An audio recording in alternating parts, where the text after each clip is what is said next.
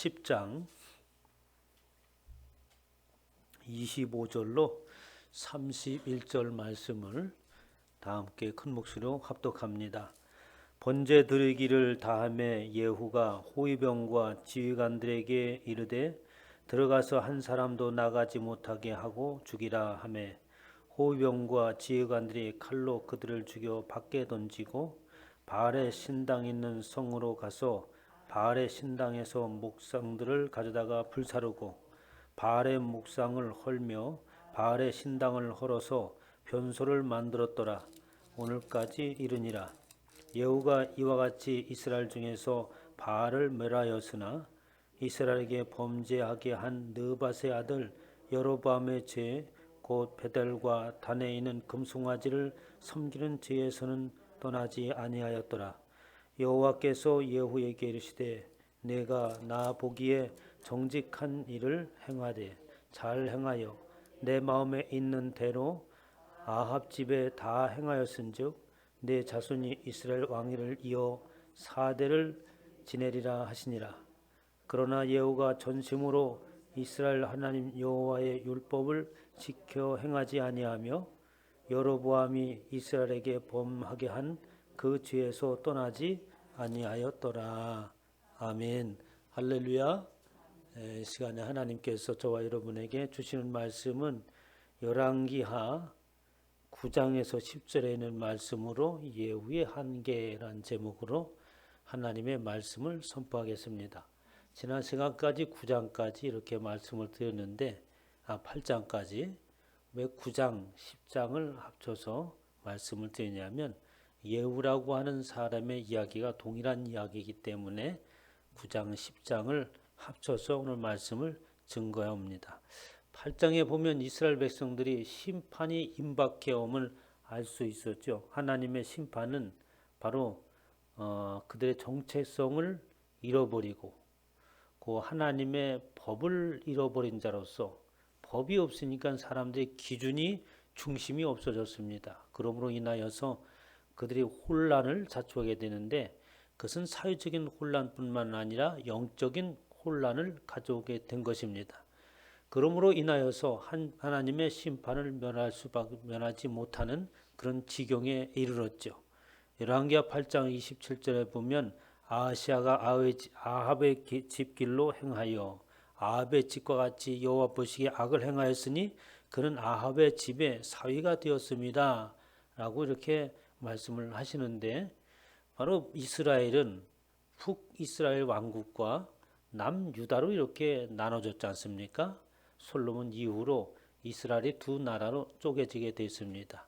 그래서 남유다는 다윗의 정통을 이어받은 나라이고 북이스라엘은 여로보암이 세운 나라이죠. 그러나 모두가 다 하나님의 백성이었고 하나님의 선지자들은 북이스라엘과 남유다 가리지 아니하고 함께 선지자들이 하나님의 말씀을 선포했습니다. 이스라엘 백성들이 아마 생각에 그랬을 겁니다. 우리는 한 민족이다. 그리고 한 신앙 아래에 있다. 그러니 우리가 솔로몬 이후에 나라가 쪼개져서 싸움을 했는데 마치 우리나라 형국과 같은 것 같아요. 동족 상잔의 비극이 끝없이 일어났다는 거죠. 우리나라도 남북이 갈라져서 아주 계속해서 지금까지 대치하고 싸우고 있지 않습니까? 그래서 전 세계에 그 눈이 이 우리나라의 남북에 쏠려져 있는데 북한에서 미사일 한 방 쏘기만 해도 전 세계가 시끄럽잖아요. 이렇게 한 민족이 대치를 이루고 싸울 것이 아니라 우리가 하나로 합치자라고 해서 둘이 이제 북이스라엘과 남유다가 합치기 아니라 이제 서로 협력하게 되었던 거죠.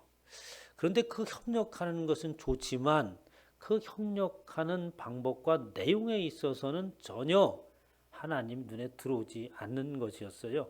그게 뭐냐면 우상을 버리고 우리는 하나님의 백성이니까 하나님만 섬기자 이렇게 하면서 하나가 되었더라면 아주 더할 나위 없이 좋았을 터인데 그들은 오히려 여로보암의 죄를 따르는 여로보암의 죄악의 길을 따라가게 되었죠. 남유다도 역시 마찬가지로 그들과 하나 되어서 협력하는데 그 정체성을 잃어버리고 다윗의 혈통이라고 하는 하나님의 말씀을 이어가는 그 언약의 계승자라고 하는 것을 잃어버리고 오히려 북이스라엘이 행한 죄악 가운데 같이 연합하게 되었던 겁니다. 그 얘기를 하는 거예요. 그래서 여호와 보시기에 악을 행하였으니 그는 아합의 집의 사위가 되었습니다 라고 하면서 여호람이 바로 아합의 사위가 된 이야기를 합니다.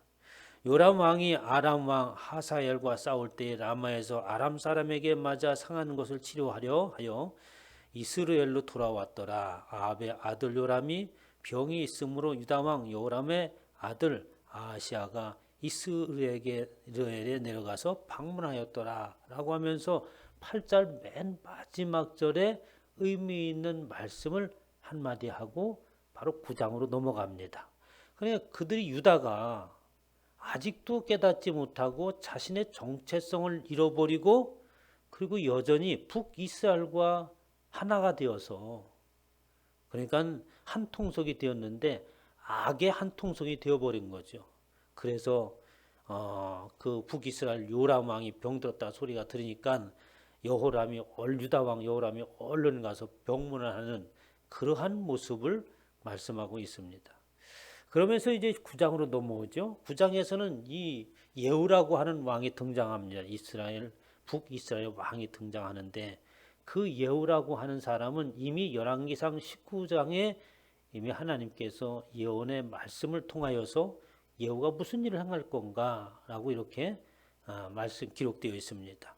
열왕기상 19장 16절 17절에 보면 너는 또 님시의 아들 예후에게 기름을 부어 이스라엘 왕이 되게 하고 그리고 이제 하사엘의 칼을 피하는 자를 예후가 죽일 것이요 예후의 칼을 피하는 자는 엘리사가 죽이리라 라고 하면서 엘리야를 통하여서 그 북이스라엘의 예후에게 기름 붓고 왕이 되게 곧 다시 말해서 반란을 일으켜서 새로운 왕들을 세우게 하나님께서 하셨는데 그 하나님께서 예후를 통하여서 그 이스라엘을 완전히 멸하시겠다고 하는 하나님의 예언의 말씀이 바로 19장의 열왕기 상에 나옵니다.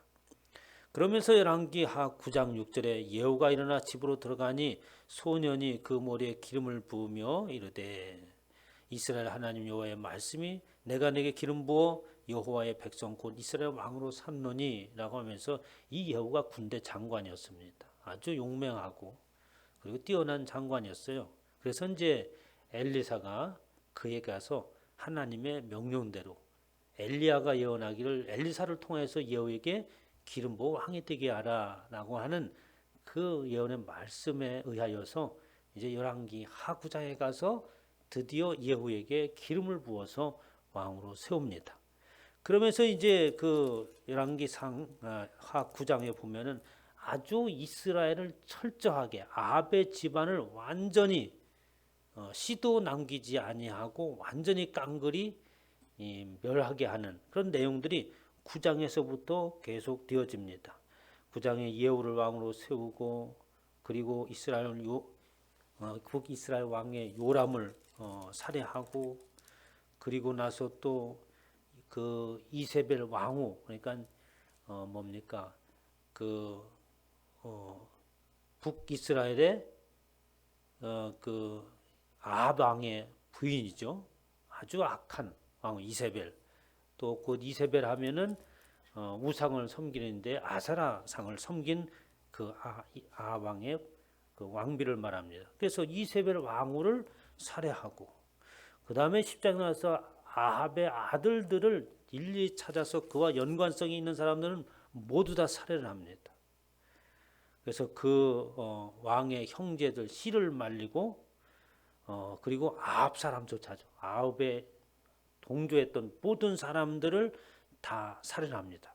그러면서 이제 오늘 본문의 말씀, 저와 여러분들이 읽은 내용의 말씀은 바로 이제 이 예후가 바알을 섬기는 모든 사람들을 살해하는 장면이 나옵니다. 그것이 이제 18절에 있는 서부터 시작이 되어지죠. 그래서 예후가 왕이 되어서 전국에 공포를 합니다. 지금부터 몇 날 며칠에 이 바알의 교회 제사를 드리겠다. 그래서 이 바알을 섬기는 제사장을 비롯한 모든 사람들은 한 사람도 빠짐없이 바알 신당에 모이라라고 이렇게 이제 공포를 냅니다. 만약에 어느 누구라도 바알을 섬기는 자가 참여하지 않으면 멸하리라 하면서 왕이 친히 바알 신상에게 큰 제사를 드릴 거니까 온 나라에 있는 바알을 숭배하는 모든 사람들은 다 모이라고 했습니다. 그래서 왕이 친히 제사를 베풀고 국가적인 그런 바알 신을 향한 제사를 지내는 거니까 엄청나게 큰 축제요 행사가 되지 않겠어요? 그래서 이제 바알을 섬기는 제사를 비롯해서 모든 사람들이 그곳에 바알 신전에 다 모이게 됩니다. 그리고 나서 그들이 바알 신전에서 요란하게 제사를 드리지요.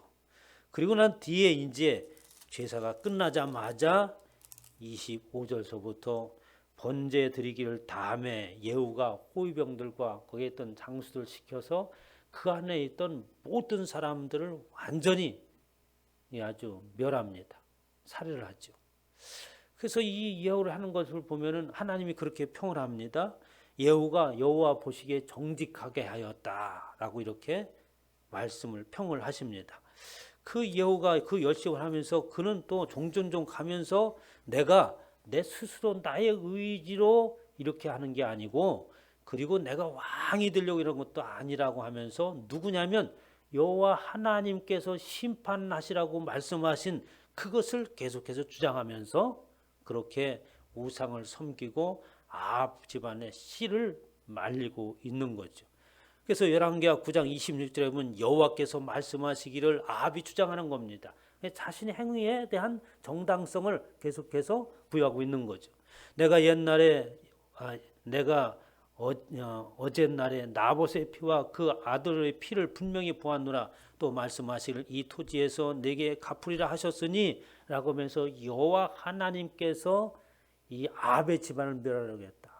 그 아합의 집안을 멸하게 했던 동기는 그 악한 것이 대표적인 것으로서 봐서 나봇의 이야기를 들먹입니다. 나봇의 포도원 이야기를 잘 알지 않습니까? 이 아합이 이 나봇의 포도원이 왕궁에 가까이 있는 거예요. 포도원도 좋고 그 포도에서 나는 그 포도도 아주 좋아서 이 아합이 그만 그 포도원을 갖기를 소망하죠. 그러면서 정당하게 내가 그 값을 지불하거나 아니면 더 좋은 그 포도밭을 너에게 주겠다라고 이렇게 이제 나봇에게 제의를 하지만 나봇이 아주 이런 제에 거절을 합니다. 나는 우리 조상으로부터 받은 이 땅을 결코 팔 수가 없습니다라는 거죠. 어떻게 보면은 아합 왕이 그렇잖아요. 국가에서 아니면 왕이 지금 말하면 국가에서 필요해서 수용하겠다 이런 의미로도 해석을 할 수 있어요. 왕이 필요하겠다는데 당시에는 왕이 곧 법 아니겠어요? 그러면 그것도 왕이 그냥 달라는 것이 아니라 내가 정당한 값을 원한 대로 주겠다. 그것이 싫으면 내가 더 좋은 포도밭을 너에게 주겠다라고 했는데도 불구하고 나봇이 이런 지하에 거절을 합니다. 바로 아합이 아주 크게 실망을 하죠. 그런데 여기서 말씀하고 있는 것은 여호와 하나님께서 주신 기업, 여호와 하나님께서 주신 그 땅은 내가 마음대로 처분할 수 없다는 것입니다. 여호와께서 주신 그 기업이라고 하는 것은 바로 자손 대대로 물려줘야 되는 것이고 우리 손조부터 시작해서 우리 후손에 이르기까지 이어받아야 할 기업이라고 하는 그 이야기가 나봇의 말에 들어있는 거예요. 저와 여러분 믿음의 사람이라면 누구나 다 여호와의 기업이 있는 줄 믿으시기 바랍니다. 자손 대대로 물려줘야 될 기업이 있는 거죠. 바로 그것은 여호와 하나님께서 주시고자 하는 그 땅인데 오늘날 우리에게는 어떻습니까? 하나님의 나라의 기업인 줄 믿으시기 바랍니다. 이렇게 하나님의 나라의 기업을 물고 그것을 내가 팔아버린다. 그것은 다른 것에 의하여서 그것과 바꿀 수 없다고 하는 것이죠. 세상의 그 어떤 것으로도 바꿀 수 없는 것이 하나님께서 저와 여러분에게 주신 기업이라고 하는 것입니다. 그러나 아합이 이 이세벨과 함께 공모를 하여서 바로 그 나봇을 죽이고 그 포도밭을 차지합니다. 그 이야기를 들먹이면서 내가 정당하게 지금 아합의 집안을 멸하고 있다라고 이렇게 이야기하고 있어요. 계속해서 36절에 보면 여호와께서 그 종 딥셋 사람 엘리야로 말씀하신 바라 이르시기를 이스라엘 토지에서 개들이 이세벨의 고기를 먹일지라라고 하면서 그 이세벨 왕후를 살해하고 그리고 그것을 성 밖으로 내던져서 사람들에게 짓밟히게 하고 그의 시신을 찾으려고 하니까 어느 살점인지 찾을 수 없는 그런 지경에 놓였고 개들이 와서 그 피를 핥았습니다. 그런데 이것은 정당한 것이고 하나님께서 심판하시라고 하시는 그 말씀의 결과다. 이렇게 아합이 주장을 합니다. 아합에게 속한 그 예후가 주장을 하죠. 아합에게 속한 자를 죽여 진멸하였으니 여호와께서 엘리야에게 이르신 말씀과 같이 되었더라라고 하면서 오늘 본문 말씀 10장 17절에 그것은 사실 이 예후가 주장하는 대로 여호와의 말씀에 의하여서 그렇게 된 것이죠. 그렇다면 하나님께서 이 예후가 하신 일에 대해서 여호와 보시기에 정직히 행하였더라라고 하면서 거기에서 끝 마무리가 되었으면 좋았을 터인데 그렇게 끝내지 아니하고 뒤에 있는 말씀을 보면은 우리로 하여금 많은 생각을 하게 합니다. 예후가 이같이 이스라엘 중에서 바알을 멸하였으나 28절에 29절에 보면 이스라엘에게 범죄하게 한 느밧의 아들 여로보암의 죄 곧 베델과 단에 있는 금송아지를 섬기는 죄에서 떠나지 아니하였더라 라고 이렇게 말을 합니다. 그러니까 가만히 보니까 이 예후가 하나님께서 엘리사에게 하신 그 말씀을 쫓아서 아합의 집안을 멸하고 하는 그 심판을 내가 지금 시행하고 있는 것이다 라고 주장을 했지만 그의 마음속에 정작 그 속에 들어있는 것은 그렇게 하나님의 말씀에 순종하여서 그 일을 행하는 것이 아니라 그에게는 진짜 섬기는 다른 것이 있었다고 하는 거죠. 그러니까 모든 산당을 제거하고 그리고 종교 개혁을 일으키고 했지만 그에게는 여전히 남아있는 것이 뭐냐면 금송아지였던 겁니다. 그래서 단에 있는 금송아지를 섬기는 죄에서는 떠나지 아니하였다. 여호와께서 예후에게 이르시되 내가 나 보기에 정직하게 행하여긴 잘 행하였으되 내 마음에 있는 대로 아합 집에 다 행하였은즉 내 자손이 이스라엘 왕위를 이어 4대를 지내리라. 아니 예후가 그렇게 하나님 앞에 말씀에 순종하겠으면 4대뿐만 아니라 영원토록 이스라엘 왕위가 내 자손에게 계승되겠다 하겠다라고 했으면 좋았을 터인데 하나님께서는 너의 공로를 인정하지만 너의 4대까지만 그 왕위를 보존하겠다라고 이렇게 말씀을 하십니다. 그러나 여호가 전심으로 이스라엘 하나님 여호와의 율법을 지켜 행하지 아니하며 그러면서 그 예후가 금송아지를 섬긴 것에 대하여서 31절에 다시 한번 이야기를 하는 거예요. 예후가 전심으로 이스라엘 하나님 여호와의 율법을 지켜 행하지 아니한 것이다 라고 하는 거예요. 그가 열심을 낼 때에는 얼마나 열심을 냈던지 그 여호나답을 보면서 나와 함께 이 일을 행하자라고 10장 15절에 얘기합니다. 예후가 거기서 떠나가더니 네갑의 아들 여호나답, 아주 여호나답이 또 훌륭한 사람이에요. 그를 맞으러 온 것을 만난지라 하면서 이 여호나답이 주저주저하고 있을 때 그의 손을 끌고 나와 함께 가자. 그리고 여호와 하나님께서 심판하시고자 하는 그 일을 나와 함께 이루자. 가로되 나와 함께 가서 여호와를 위한 나의 열심을 보라 하고 이에 자기 병거에 태우고라면서 여호나답을 태우고 그리고 나서 그 열심으로 예후의 집안을 멸하는 하나님의 심판을 행하는 그 열심이 그 예후에게 있었던 것이죠. 그런데 그렇게 열심을 내서 마치 하나님의 일에 선봉장이 되어서 그 일을 행한 것 같았으나 그러나 예후가 전심으로는 그의 마음의 중심에는 다른 것이 있었다고 이야기를 하고 있는 거예요. 여로함이 이스라엘에게 범하게 한 그 죄에서 떠나지 아니하였더라라는 것입니다. 이스라엘의 가장 큰 문제는 뭐냐면 그 중심 가운데에 늘 간직하고 있는 것이 어느 때서부터 가지고 있었냐면 애굽의 때서부터 가지고 있었던 거예요. 바로 금송아지지 않습니까?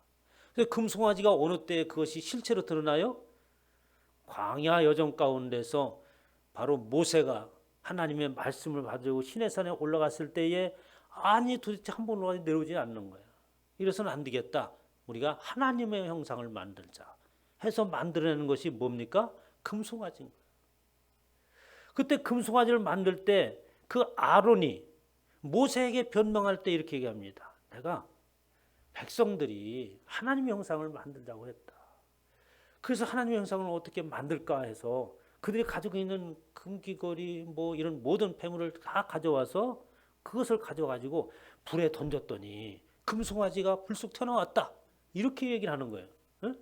그러니까 내가 금송아지가 하나님이라고 얘기한 것도 아니고 그리고 또 그 누구도 금송아지가 하나님이라고 말한 바가 없으나 사람들 마음속에 그들의 하나님은 금송아지야.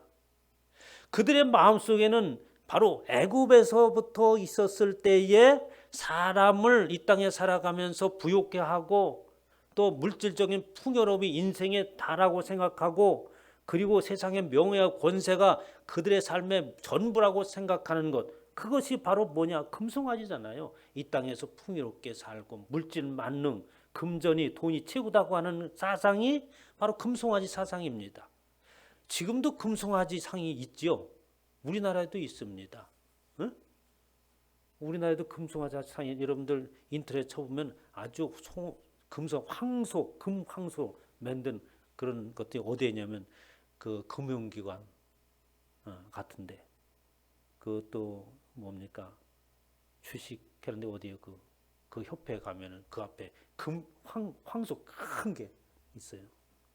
그냥 그렇게 작품을 만든 게 아닙니다. 오래전부터 사람들 마음속에 있는 그것을 끄집어낸 거예요. 그러니까 이 땅에서 살아가는 사람들의 가치관을 얘기하는 것이죠. 그리고 하나님을 믿는다고 하는 것은 뭐냐면 우리 속에 있는 것들을 다 내어버리고 새로운 것으로 우리의 중심을 잡고 새로운 것을 가장 귀한 것으로 여기면서 나가는 것이 예수 그리스도를 믿는 자입니다. 그것을 일컬어서 새로운 가치관이 우리 가운데 세워진다는 것이죠. 하나님의 생각과 그 뜻 안에서 내가 추구해야 될 것, 내가 이루며 나가야 될 것, 내가 가장 귀중하게 여기는 가장 큰 가치 있는 것이 무엇인가? 그것은 하나님의 말씀의 근거에 의한 가치관이 저와 여러분들을 주장해야 되는 줄 믿으시기 바랍니다. 이스라엘 백성들에게 끝없이 그것은 북이스라엘의 문제만 아니라 남유다에는 모든 사람들로 동일한 거예요. 그렇게 하나님을 섬기면서도 여전히 하나님과 함께 그 옆에 금 신상이 우상이 있었던 겁니다. 우리는 그렇지 않은가요? 사실은 지금도 그러한 모습들이 우리의 신앙 가운데 있습니다. 보이지 않는 황송아지, 금송아지 상이 없을 뿐이지 사실은 저와 여러분에게도 이렇게 금송아지가 우리 가운데 있는 것이죠. 이곳에 앉아있는 목적이 하나님을 통하여서 세상의 그 어떤 것을 이루고자 하고 하는 목적에 의하여서 하나님으로 인하여서 내 앞에 있는 그 뭔가를 문제를 해결하기 위한 것으로 앉아있다고 한다면 우리에게 어떡합니까? 하나님의 목적이 아닌 다른 것들이 우리 안에 자리 잡고 있는 것이 아니겠어요? 이것이 바로 이스라엘 백성들이 가지고 있던 금신상이나 우리의 마음속에 품고 있는 것이 금신상과 동일한 것입니다. 이제는 하나님의 의뢰로 하나님의 백성이 되었다면 하나님의 뜻을 구하시는 저와 여러분 되시길 바랍니다. 하나님께서 우리에게 뭘 요구하시는 것일까? 나를 이렇게 부르셔서 하나님의 의뢰를 있게 하였다면 나를 통하여서 하나님 무엇을 하시려고 하는가라고 하는데 신경을 집중하고 그리고 말씀을 본다면 저와 여러분의 삶 가운데 해야 할 일들이 생각납니다. 나를 통하여서 지금 무엇을 하나님께서 원하시는가를 알 수 있는 거죠. 이스라엘 백성들이 그렇게 그들이 가지고 있는 것이 변하지 아니하자 하나님께서 심판을 어떻게 하시냐면 오늘 본 말씀 10장 32절에 하나님께서 이렇게 심판하십니다. 이때 여호와께서 비로소 이스라엘을 찢으심에 하사엘이 그 사방을 치되라고 하면서 이방 나라를 들어서 이스라엘을 찢습니다. 지금까지 한 이야기가 내가 생각하는 이야기가 아니라 지금 하나님께서 너들 속에 있는 금송아지가 뭔지 안다. 끝없이 붙잡고 있고 놓지 않으려고 하는 것이 뭐냐? 너들 땅 아니야, 땅. 응? 땅. 요즘 땅 때문에 난리가 났잖아요. 응? 여러분 땅 사는 데 없어요? LH 아는 사람 없습니까? 저 아는 사람 몇 사람 있어가지고 좀 땅 좀 사놓고 거기 교회 좀 짓게 해지 왜 그거 남들 다 하는데 왜 못하고 있어. 난리가 났어. 땅이죠. 왜 땅을 삽니까? 부자 되려고 남들보다 빨리. 이스라엘도 마찬가지. 가나안 땅을 주시겠다고 말씀하신 그것은 하나님의 영원한 나라를 상징하는 것이었지 그 자체에 있는 부요함이 아니었습니다. 그럼 이스라엘 백성은 뭐요? 그걸로 생각했던 거예요. 그래서 하나님께서 이스라엘을 찢기 시작했다고 하는 겁니다. 이스라엘 땅을 이방 나라를 통해서 나누는 것이죠. 그것을 표현하기를 이스라엘을 찢으심에라고 하겠어요. 하나님께서 찢어버리셨어요.